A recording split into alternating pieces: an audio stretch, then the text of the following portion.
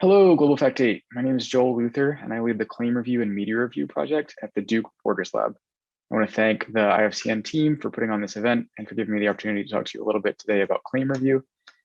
This session is mostly designed for people who are newcomers to Claim Review, so feel free to skip around if any of it seems redundant.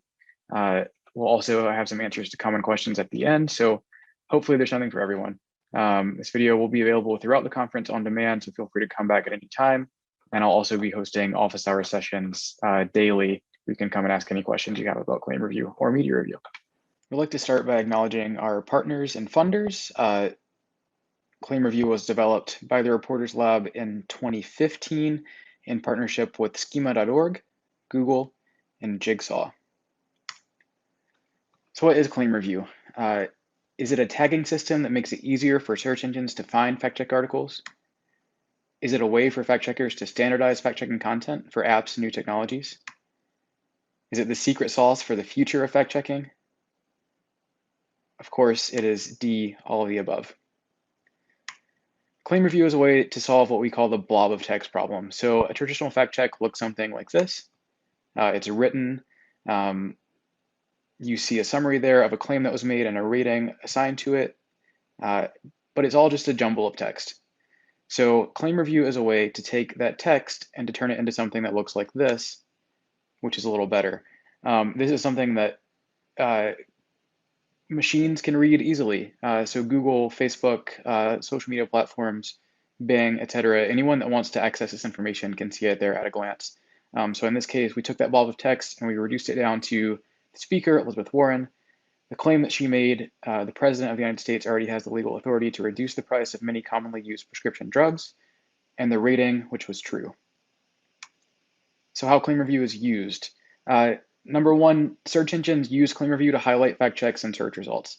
So here you see an example of someone who searched for a factual question: did Bill Clinton leave the White House $16 million in debt? And the first result that you see there is an article with Claim Review, and that's a fact check that PolitiFact has tagged with Claim Review.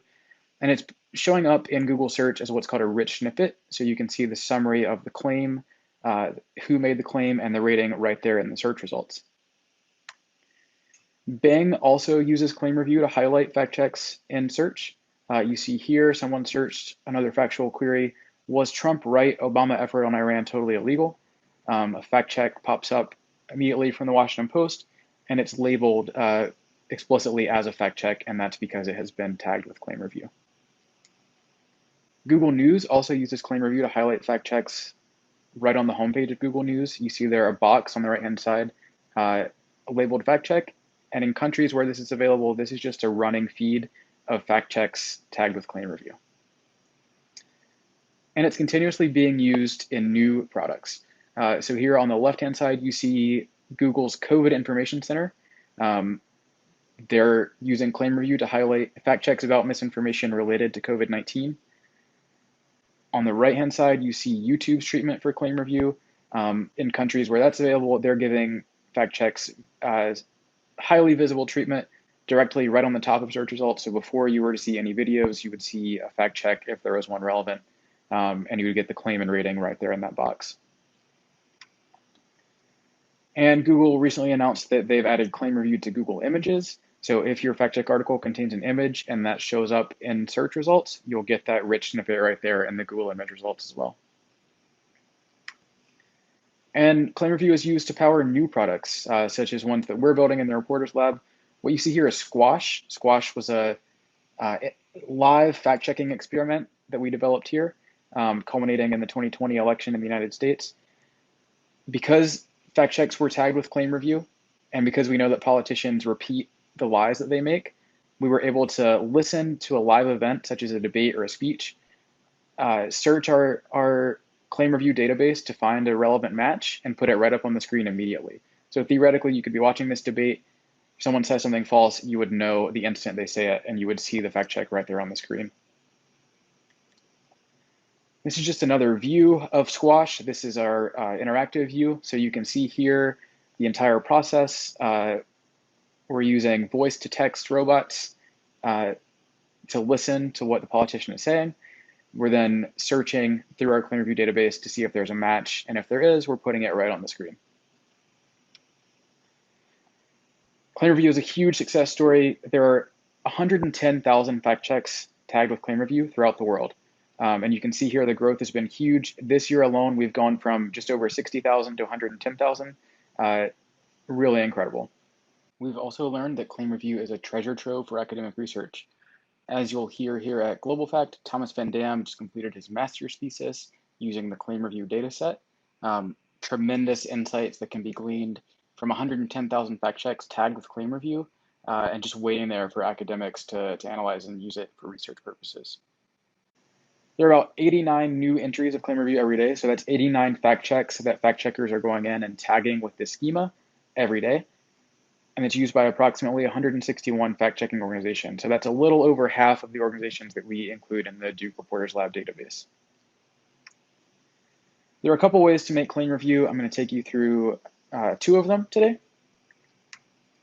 So number one, if you're using WordPress as your CMS for your fact check site, FullFact has developed a plugin that puts ClaimReview right in your CMS. So you would just install this plugin, and then when you write an article, you go to publish it in WordPress, you would see ClaimReview fields right on the page. So you could just scroll down, enter all the information there. So claim reviewed, claim date, claim appearance, claim author name, claim assessment, or claim rating. And you could just add that, and it would show up instantly when you publish your fact check. Also, I want to highlight the Google Fact Check Markup tool. So this is a way for any publisher to make ClaimReview.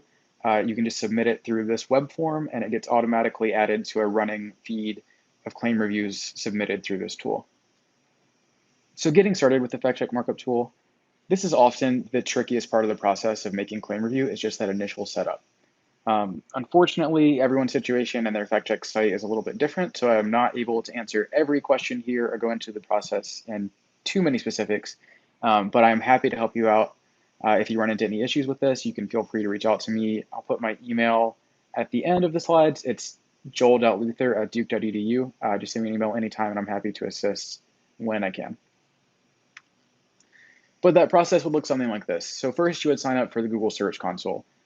This is a tool that lets you monitor your performance in Google Search. It's also, for our purposes, how Google verifies that you belong to the site that you say you belong to. So this just prevents bad actors from making ClaimReview for your site and verifies that you actually are a verified user of your fact-checking project. So you would sign up for Google Search Console, enter your domain, and once you do that, it's going to give you some instructions on how to verify domain ownership. This is going to look a little different depending on who your domain name provider is. So if you're using GoDaddy or Namecheap, it might look a little different. In this case, we've selected instructions for any DNS provider, so theoretically this should work for any of them. What you would do here is copy this text record, paste it into the DNS configuration for your site, and press verify, and then you're verified as an owner of the site. And then you can add users.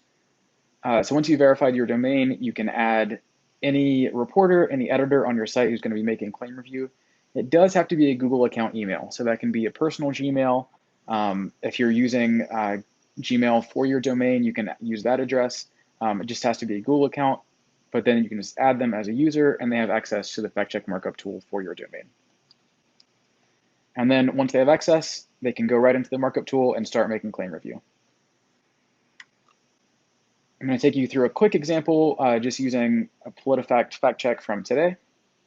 So here on the left side of my screen, you see the PolitiFact homepage from September 15th. On the right side of my screen, you see the fact check markup tool from Google. What I'm going to do is just pick a fact check here from PolitiFact and walk you through the process of making ClaimReview for it. So here's a claim stated on August 29th by Bernie Sanders. He said, "It is a result of the $300 per month that working parents are now receiving for their young children that we have reduced childhood poverty in the United States by 50%. You can see, obviously, that was rated half true. Scroll down, you can read the full context of that. But if we wanted to make ClaimReview, first thing we would do is copy the URL. In this instance, because I don't have access to the PolitiFact domain, I'm just going to use a demo URL.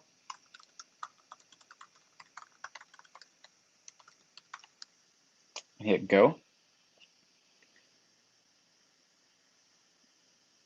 And then you can see the ClaimReview fields right there. So fact check article date is the date the fact check was published. This fact check was published on September 15th. So I'm going to pick that from the calendar here. Fact check organization name, PolitiFact. This is new. This is media review, which I'm talking about in another video that you can watch throughout the conference. If the fact check was about an image, video, or audio, we could say yes and use media review. I'm going to skip that for now. Feel free to go to the other video to learn more about that. So scroll down, you can see, just go field by field, claim reviewed. So what the person or entity claimed to be true. In this case, I'm just going to copy this quote from Bernie Sanders and paste it right here. Claim date, when the person or entity made the claim. This was stated on August 29th. So I'm going to go to my calendar picker and pick that. Claim appearance. So we're using this for a URL where the claim appears. So if I had a link to a transcript of a speech, or if I had a video of a speech, I could put that URL there. So I'm going to copy this article from the speech. If I wanted to add another claim appearance, so if I had another article that quoted that line, or if I had a video, I could click add another, and you would get another field to put it right there. You can keep doing that for as many as you have. Claim author name is who made the post. In this case, it's Bernie Sanders. And the rating text, so this is the rating that we've assigned to the claim. PolitiFact gave this a half true. We're going to say half true. And then we could just hit create, and claim review would be done. That's all that we have to do for claim review to be complete. There are more fields in claim review that you can access by clicking the show more fields button. If you want to give a little bit of a fuller picture, you can click that.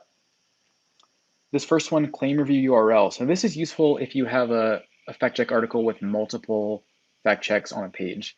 So if you've split them up so that each fact check has a HTML anchor, you could put that here. So if this one,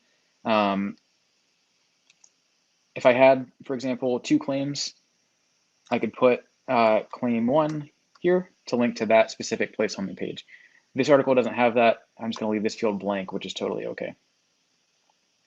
Claim location, where the claim was made. In this case, it was made in a speech. Claim author job title. So we don't recommend putting the job title in the claim author name, just because people's jobs change and their titles change. So if we want to put the title, we can put it here. Claim author job title in this case is senator. Claim author image. If we wanted to copy a link to the image, the headshot of the person who made the claim, we could do that here. Just copy that URL to that image and paste it. Numeric rating. This is something that we get a lot of questions about. It's not required. You do not have to fill this out.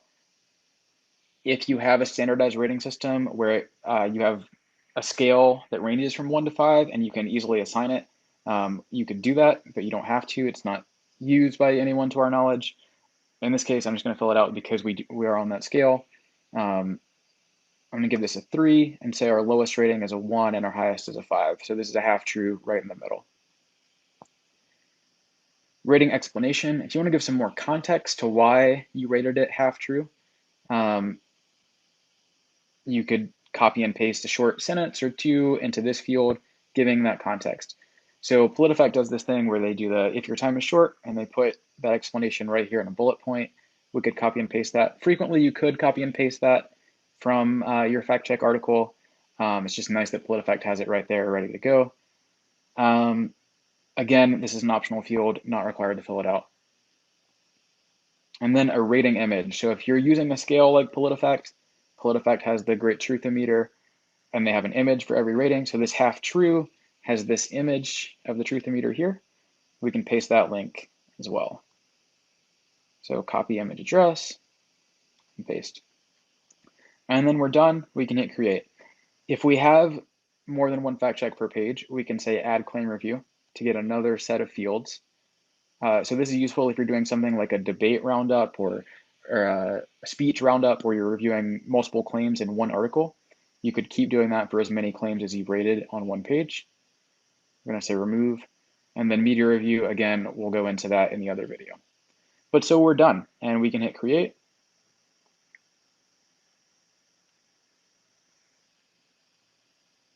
And you can see here we've successfully published the markup.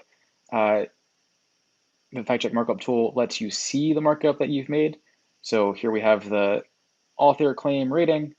You can view the JSON. So if you want to look at what it would look like, you have access to that as well. And you can go in and edit or delete any claim review that you've made. In this case, because we're just a demo, I'm going to hit delete. And that's how simple it is to make claim review. Again, you don't have to fill out every field. We do recommend giving a full picture if you can. But in order to be able to submit, you can see here the only required fields. We've got fact check article date, claim reviewed, and the rating. So you could just do that and submit it, and that would be sufficient. And then we, of course, have resources for you. And I always say in these trainings that the #1 resource I like to offer is myself. It is my job to help you with claim review, to answer any questions you have. So please, please, please, if you have questions, if you run into issues, feel free to reach out to me. Again, my email is going to be at the end. It's joel.luther@duke.edu. I'm also available every day this week for office hour sessions. I'm happy to help out however I can. Beyond me, we also have the Claim Review Project website. This is claimreviewproject.org. It's available in 6 languages now. We have English, German, French, Hindi, Indonesian, and Portuguese.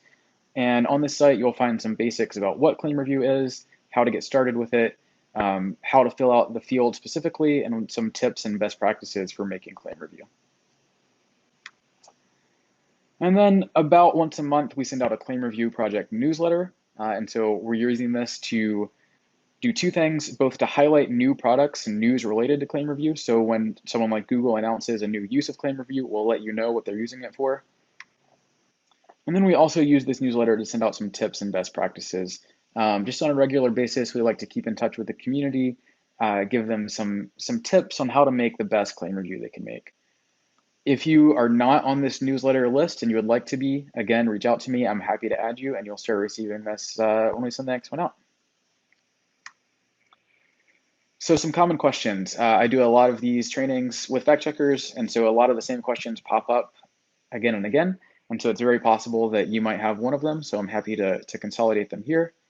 #1, what language should my claim review be in? So your claim review can be in any language. We recommend that your claim review is the same language as your fact check article. So if you published a fact check in Arabic, your claim review can be in Arabic. The form, the Google fact check markup tool, is only going to be in English, but your claim review, the text entry that you create, can be in any language, should be in the same language as your article. How long should my claim be? We recommended that you keep it to no more than 75 characters, and that's just so that your claim is fully visible in that Google search rich snippet. If it's any longer, it's going to get cut off and you'll just see it truncated at the end with an ellipsis. Maybe if there's a relevant part of the quote, it might not show up. We recommend keeping it to 75 characters. You can feel free to paraphrase if necessary. Use the full quote if it can fit, but absolutely, if you need to keep it shorter, feel free to paraphrase. How should I fill out the claimed by field for social media posts? So if the page or account is prominent, you can use that page name or their username and say that's who made the claim. Otherwise, totally okay just to say something like social media post or Facebook post or Facebook users or tweets. You can totally keep it general. The one thing that you want to avoid here is using the name of the platform itself as the claimant. So if it is a tweet, it's okay to say Twitter user Donald Trump. It's not okay to say Twitter, because that implication is that the platform, Twitter, the company Twitter, made the claim. We're really checking a claim made by someone on Twitter. So we want to be a little more specific than just saying the name of the platform. Again, you don't have to get that specific. You can say social media posts if you want to. That's totally okay. And as promised, here is a link to the Claim Review Project website, claimreviewproject.org. There you can find those tips and best practices, some guidance for making claim review. And there's my email, joel.luther@duke.edu. I'm happy to help at any time. Thank you for joining. I hope you learned something new from today's presentation. I will be around the rest of the conference, so feel free to stop in one of our office hour sessions and have a chat, ask any questions you have about ClaimReview or media review. And again, you can reach out to me on my email anytime, questions, and I'm happy to help you. Thanks, and have a great rest of your day.